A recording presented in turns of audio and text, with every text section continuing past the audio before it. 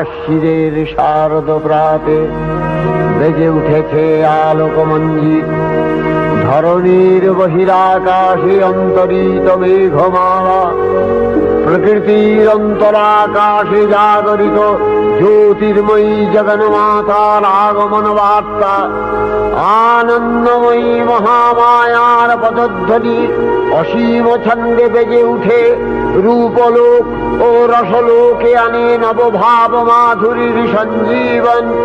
তাই আনন্দিতা শ্যামলী মাতৃকার চিন্ময়ীকে মৃন্ময়ীতে আবাহন। আজ চিৎশক্তি রূপিণী বিশ্বজননীর শারদশ্রী বিমণ্ডিতা প্রতিমা মন্দিরে মন্দিরে ধ্যান বোধিতা।